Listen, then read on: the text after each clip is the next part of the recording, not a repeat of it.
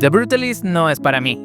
No todas las películas están hechas para todo el mundo, y este es el claro ejemplo de eso. Desde su estética fría y su ritmo pausado, hasta su narrativa que exige paciencia, esta película no es precisamente mi tipo. No quiere decir que sea mala en absoluto, pero definitivamente no es una experiencia para cualquiera. Y sin embargo, hay algo en ella que merece ser analizado. Dicho esto, ¿cuál es el verdadero propósito de The Brutalist?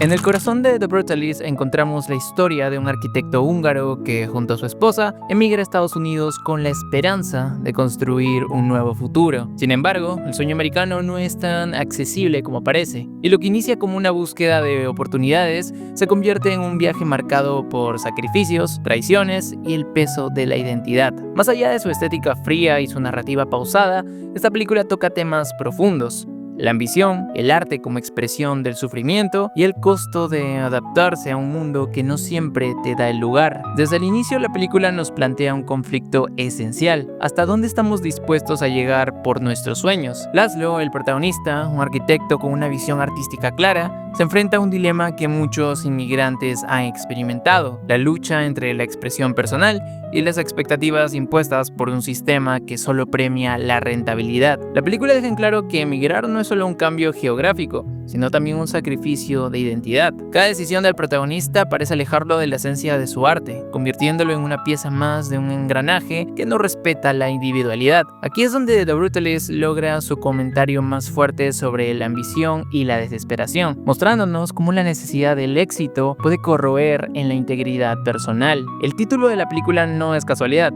El brutalismo como movimiento arquitectónico es crudo, imponente y funcional, despojándose de adornos innecesarios. De la misma manera, la vida del protagonista se vuelve una construcción fría, estructurada por decisiones pragmáticas y no por el amor al arte. La película no solo utiliza la arquitectura como metáfora visual, sino que también nos obliga a reflexionar sobre cómo el arte puede ser moldeado o destruido por el contexto en el que se desarrolla. El estilo visual del director refuerza esta sensación. La cinematografía, con su paleta de colores apagados y composiciones rígidas, nos sumerge en un mundo donde la belleza es secundaria frente a lo que es funcional. Cada encuadre es una obra en sí misma, pero también transmite una sensación de encierro y alienación. A lo largo de la película, el protagonista se enfrenta a un dilema constante: ceder o resistir. La adaptación no es un proceso sencillo y en este caso tiene un precio emocional enorme. La relación con su esposa, los compromisos que debe aceptar y la manera en que se percibe a sí mismo cambian radicalmente.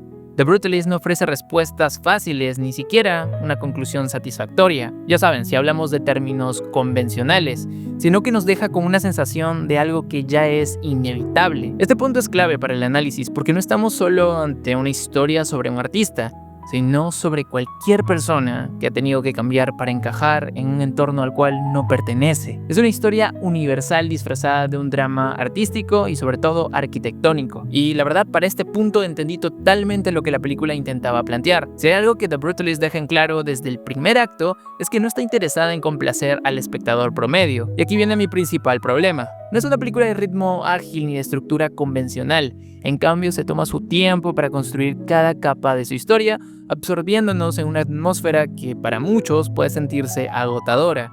Y ahí me incluyo yo. El guión está cargado de diálogos reflexivos y escenas donde la tensión se construye lentamente, sin explosiones emocionales evidentes. Cada conversación, cada mirada, cada plano están diseñados para transmitir una sensación de peso, como si la misma arquitectura brutalista que la película explora se extendiera en su narrativa. Es algo bastante curioso, a decir verdad. Es una película que no subestima a su audiencia, pero también le exige paciencia y compromiso. Lo que tiene que llegar llega, pero la verdad se toma su tiempo. Incluso con la inclusión de un intermedio, un recurso que pocas películas contemporáneas se atreven a utilizar, la densidad de The Brutalist sigue siendo abrumadora. En lugar de darle un respiro al espectador, la verdad yo sentí que el intermedio funciona más como un recordatorio de que aún queda mucho por procesar.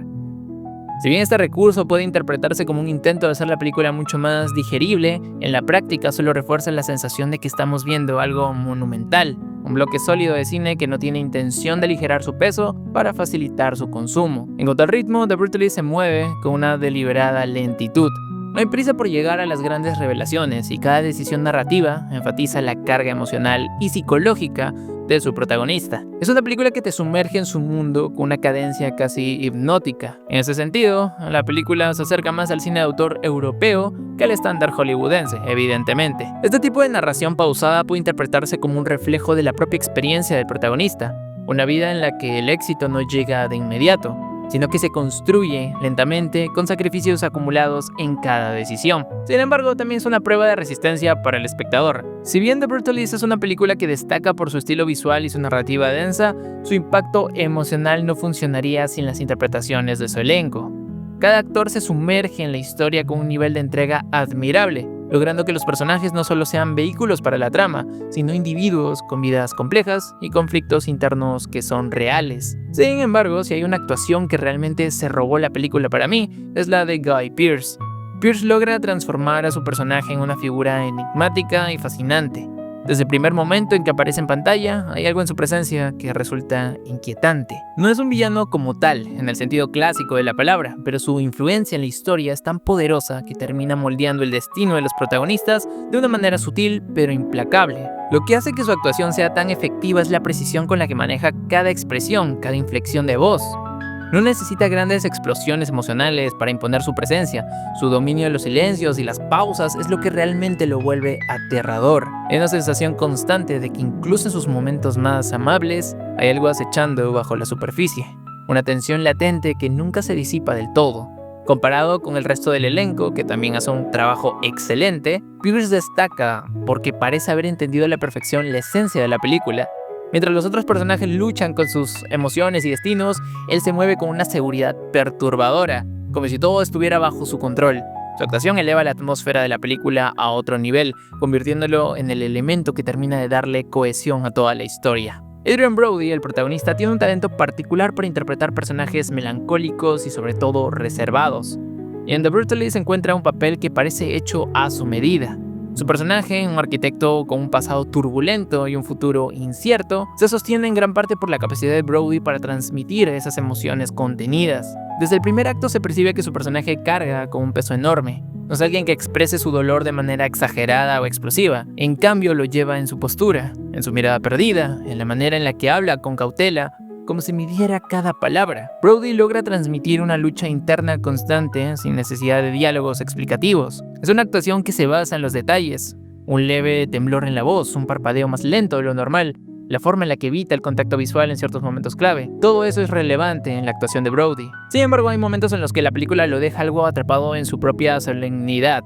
Si bien su interpretación es completamente coherente con el tono de la historia, hay escenas en las que uno desearía que mostraran una mayor explosión emocional, por así decirlo. Brody es excelente en lo sutil, pero en algunos momentos parece que la película le exige tanto control que le impide explorar muchos más registros. Aún así, su trabajo es fundamental para esta historia, y sin él la película perdería gran parte de su peso dramático. Si Adrien Brody es el eje de la película, por así decirlo, Felicity Jones es para mí su corazón. Su personaje es el que más evoluciona a lo largo de la historia y el que realmente ancla el drama en algo profundamente humano. Jones ha tenido siempre la capacidad de interpretar personajes con una vulnerabilidad bastante real, pero lo que hace en The Brutalist va mucho más allá de eso. Su personaje no solo enfrenta el desplazamiento y la incertidumbre de una nueva vida, sino que también debe lidiar con las crecientes tensiones en su matrimonio y la compleja dinámica con el personaje de Guy Pearce. En muchos sentidos, ella es el personaje con el que el espectador más puede empatizar, ya que es la que más sufre a nivel emocional y psicológico. Lo más destacable de su actuación es la forma en la que expresa su frustración y sobre todo la tristeza, sin necesidad de recurrir al melodrama.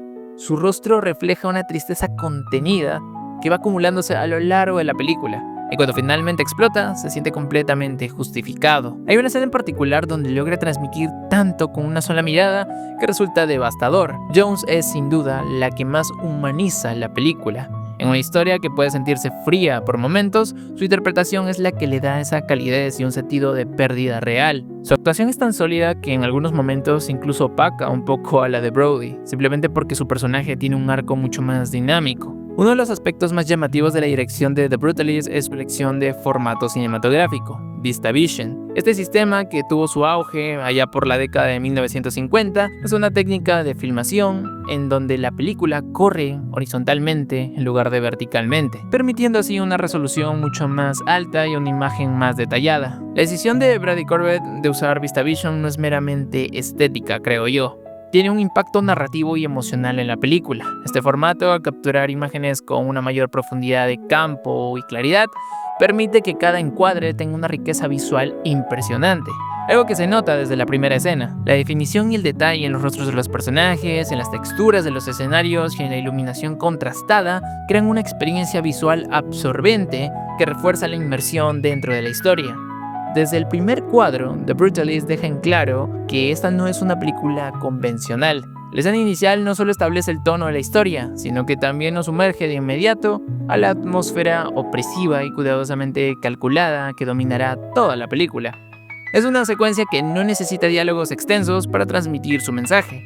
La imagen lo dice todo. La dirección de Brady Corbet en esta escena es meticulosa, mostrando una precisión casi quirúrgica en la composición de cada toma. El uso de planos simétricos y la iluminación expresionista evocan la frialdad y el peso del mundo en el que se mueven los personajes.